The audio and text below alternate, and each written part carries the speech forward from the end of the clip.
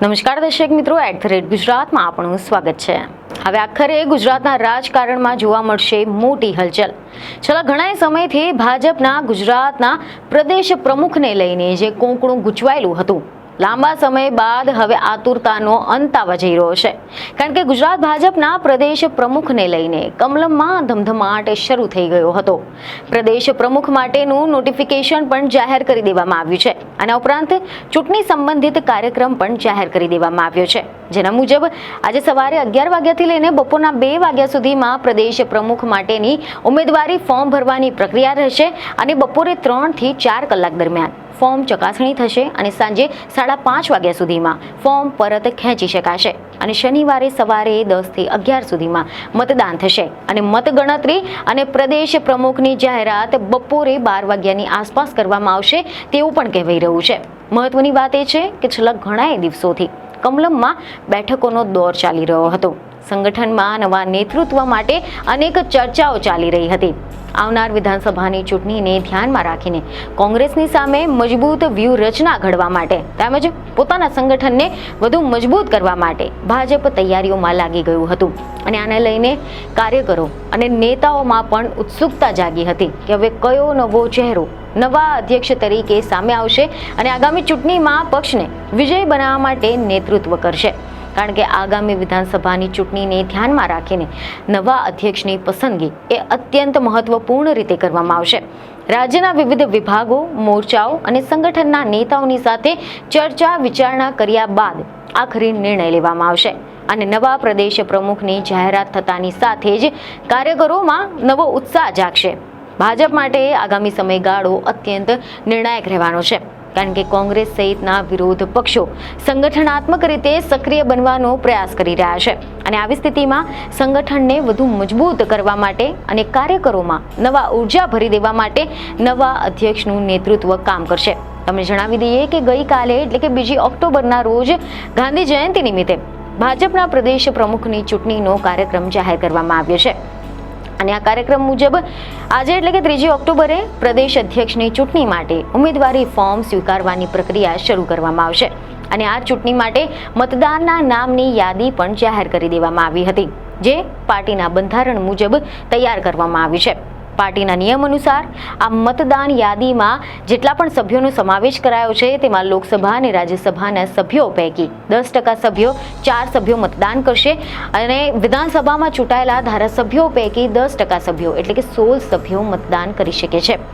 પ્રદેશ પરિષદના પ્રતિનિધિઓ આ ચૂંટણીમાં મતદાર તરીકે ભાગ લેવાના છે અને ચૂંટણી પ્રક્રિયાને સુચારુ બનાવવા માટે ચૂંટણી અધિકારી કે. લક્ષ્મણ અને ભૂપેન્દ્ર યાદવ પણ ગુજરાતની મુલાકાતે આવ્યા છે।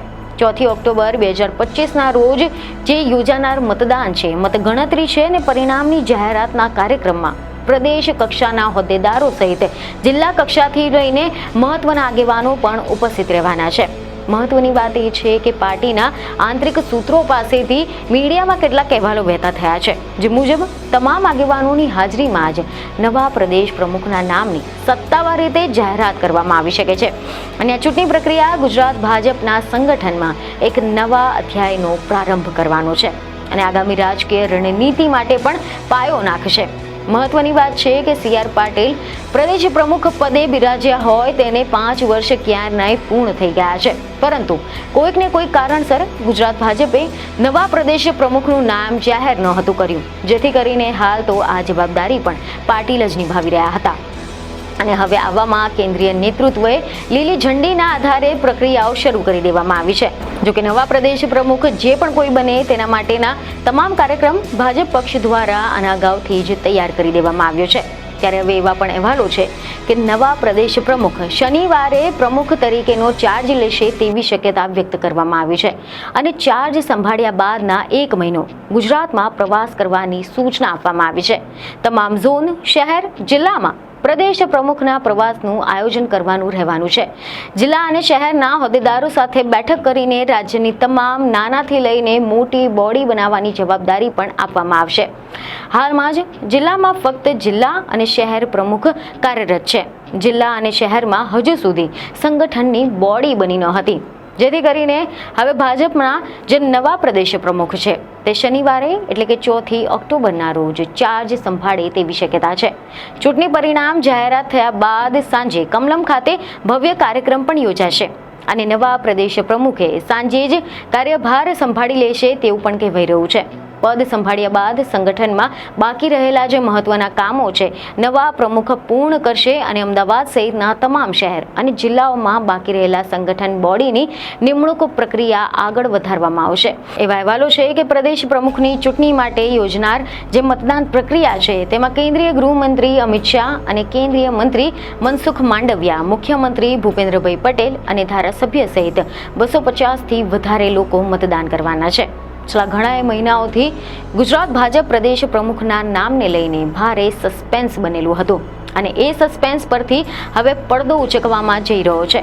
ભલે કોણ પ્રદેશ પ્રમુખ બનશે તે હાલ પણ સ્પષ્ટ નથી થયું, પરંતુ એટલું તો હવે સ્પષ્ટ થઈ ગયું છે કે 4 ઓક્ટોબરે ગુજરાત ભાજપને તેના નવા પ્રદેશ પ્રમુખ મળી જશે. જોકે હાલ તો ગુજરાત ભાજપના પ્રમુખ કોણ બનશે તેને લઈને વિવિધ અટકળો પણ લગાવવામાં આવી રહી છે, જેમાં ભાજપના પ્રદેશ અધ્યક્ષ તરીકે જગદીશ વિશ્વકર્મા, મયંક નાયક, જીતુ વાઘાણી, દેવુસિંહ ચૌહાણ, બાબુ જેબલિયા, ઉદય કાનગડ, શંકર ચૌધરી અને અર્જુનસિંહ ચૌહાણના નામોની ચર્ચાઓ થઈ રહી છે. જીતુ વાઘાણી અને અગાઉ પણ પ્રદેશ પ્રમુખ રહી ચૂક્યા છે અને પાટીદાર તેમજ સૌરાષ્ટ્ર ક્ષેત્રમાંથી આવતા હોવાના કારણે તેઓનું નામ પણ આગળ ધપાવવામાં આવી રહ્યું છે. તો બીજી તરફ એવા અહેવાલો છે કે મધ્ય ગુજરાતમાંથી દેવસિંહ ચૌહાણ અને ઉત્તર ગુજરાત તરફથી મયંક નાયક જેવા ચહેરાઓ પણ પ્રમુખ પદ માટે ચર્ચાવા લાગ્યા છે. આના ઉપરાંત અત્યારે તો આ પ્રમુખ માટેની રેસમાં જેમનું નામ આગળ હોવાનું કહેવાઈ રહ્યું છે તે છે જગદીશ વિશ્વકર્મા, જે બીજેપીના કદાવર નેતાઓમાંના એક છે અને વર્તમાનમાં તો જગદીશ વિશ્વકર્મા રાજ્યકક્ષાના પ્રધાન તરીકે પોતાની સેવા આપી રહ્યા છે.